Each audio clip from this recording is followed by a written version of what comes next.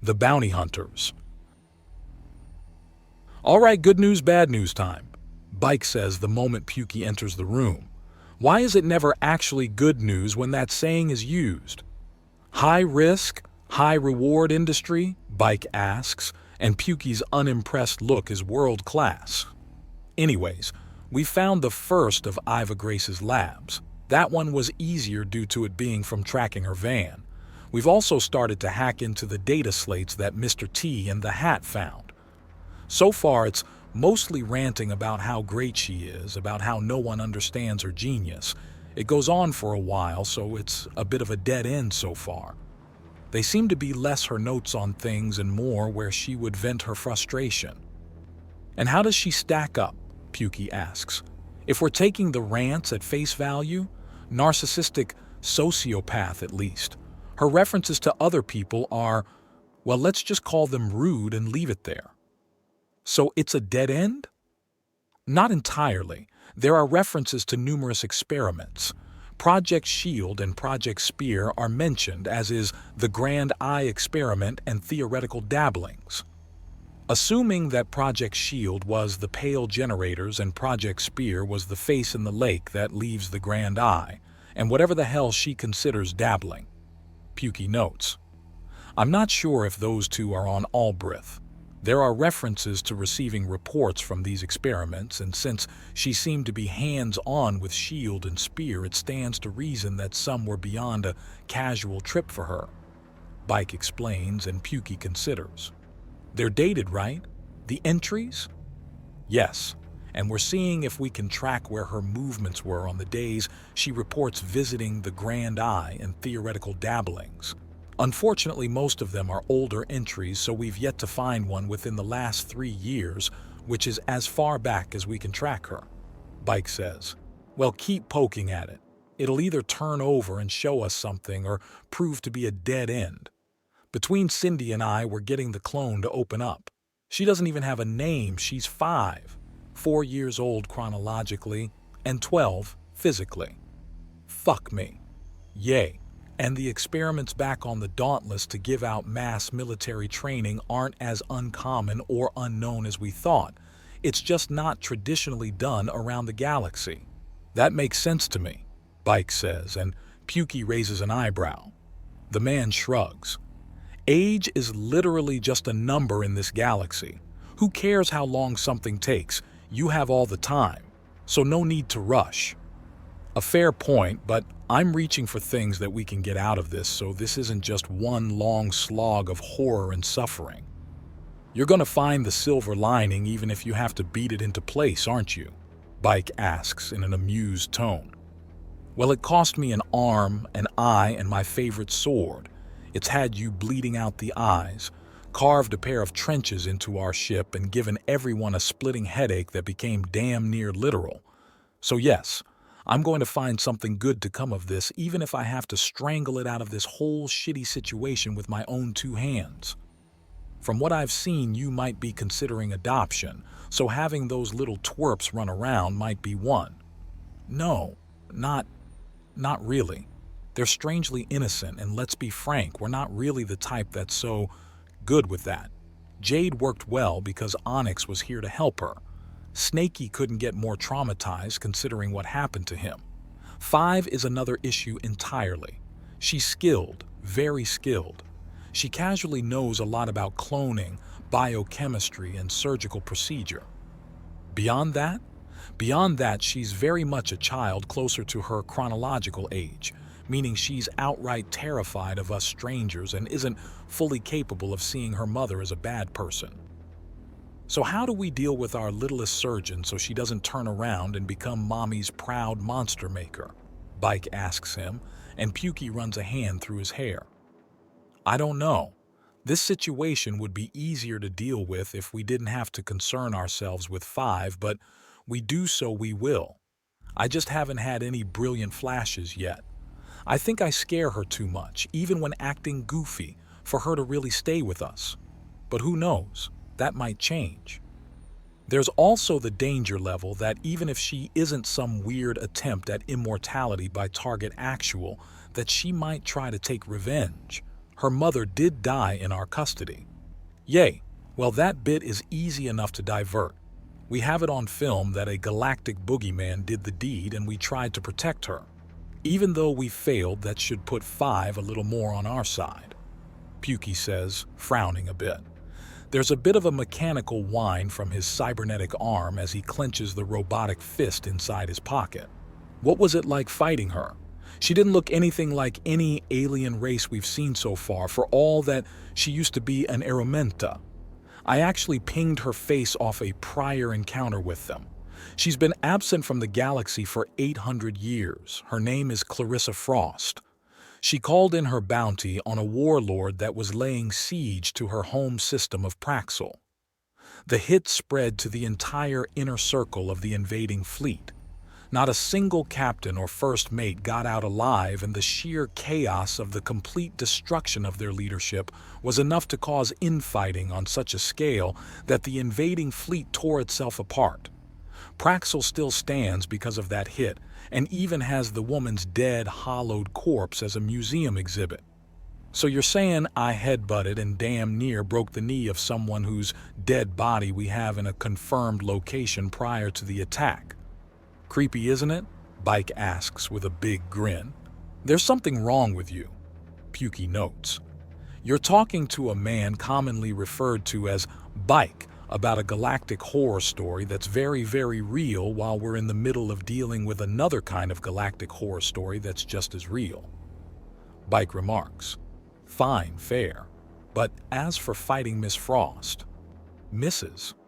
She was orphaned, widowed, and lost all her children in the siege, Bike says. Right.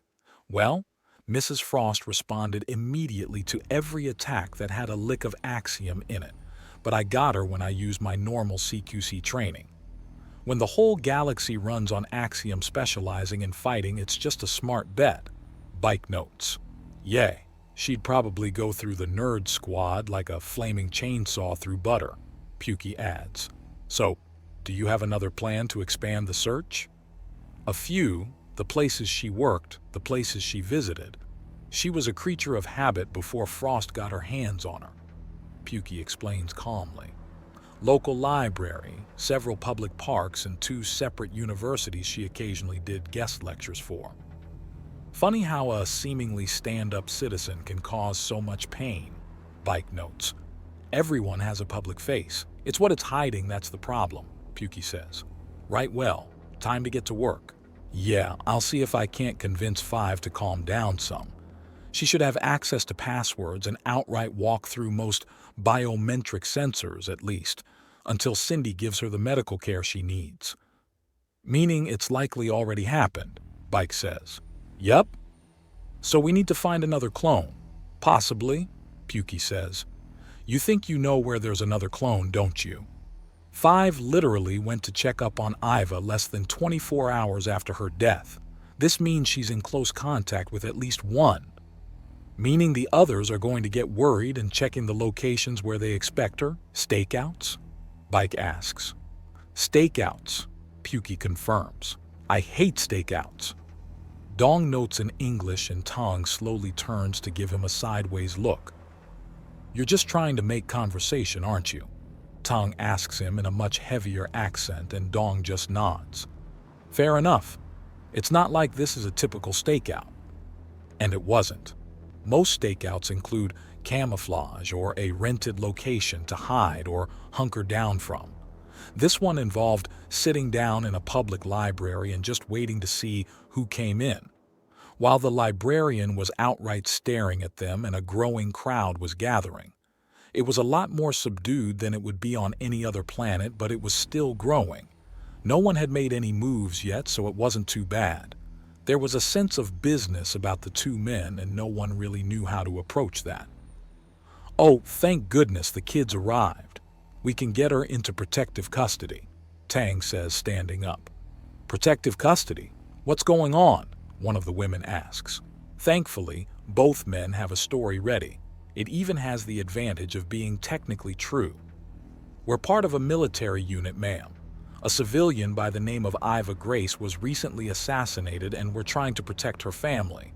We suspect that she has several clones running around and we need to get her daughters someplace safe. So we're staking out the areas where her clones would come looking, and it looks like one's arrived. Dong answers as both men rise. Now please, we have a child to protect. I trust you two have confirmation for this? The librarian asks. She very much looks like the type to call the police if things start going oddly. Certainly. Here we have a bounty hunting license, a registration as part of the undaunted military polity, and a writ from the Albrecht system government to work alongside local law enforcement. Dong answers, bringing up the files on his communicator to show her. The first can be bought for a song almost anywhere. The second I've never seen before and can be faked. And the third is being given to any idiot that says they'll help with the local troubles. Try again. You asked for confirmation. This is what we have. All legal, all paid up, Dong replies. They're bounty hunters? Where are their weapons and tracking equipment? They look unarmed. One of the library patrons points out. You idiot, they have Axiom folded space in their clothing. They could be carrying anti-ship cannons and we won't know until they pull them out. Another chimes in.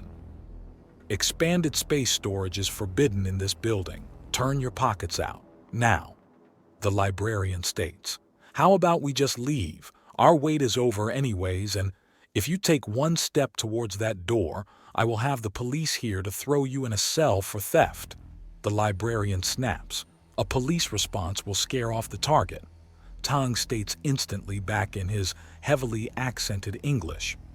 A giant pile of weapons will do that too. Dong returns. Not if we're cunning about it. Stay calm, stay friendly. Lure her in, Tang offers. I'll follow your lead. Dong answers. What are you two babbling about? Turn out your pockets. The librarian orders. We were just discussing the logistics.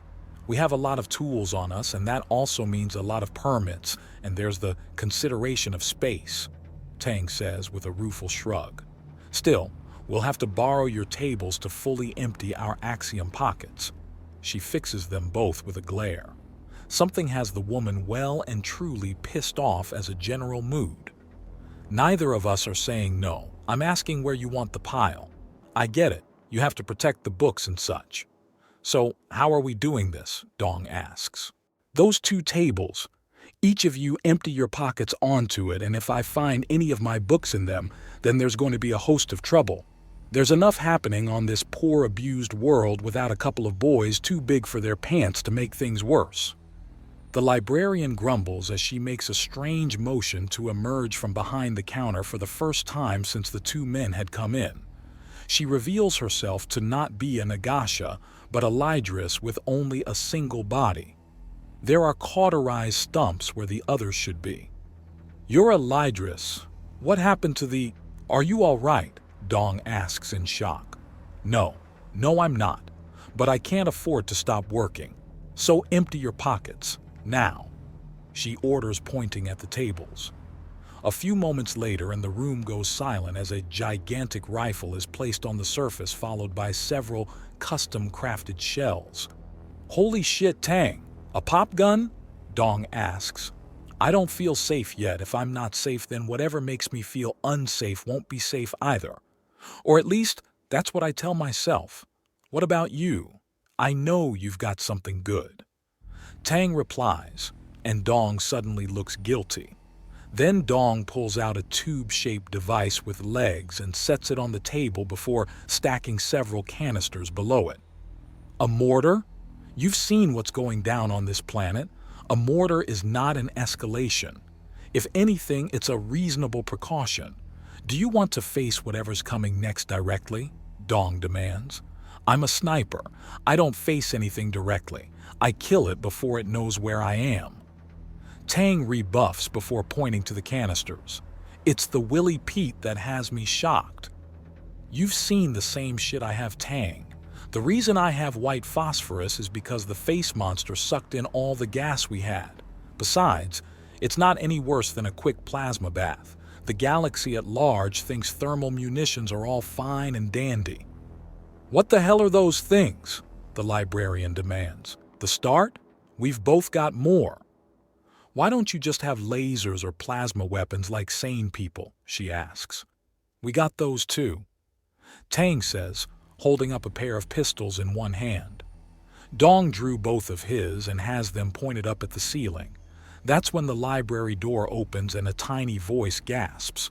The clone has arrived. Look, ma'am, you can call it overkill or absurd, but with so many deaths, so much fear, and so much uncertainty, it's just smart to go around armed. I'm willing to explain everything in my pile and my friends for the asking, Tang says in a carrying tone that easily reaches the new arrival. Dong outright smiles as the tiny child walks over and climbs on a chair to stare at the slowly growing piles on the tables in awe. Hello, little lady? Curious? Dong asks her, and she nods without taking her eyes off the mortar. What do they say?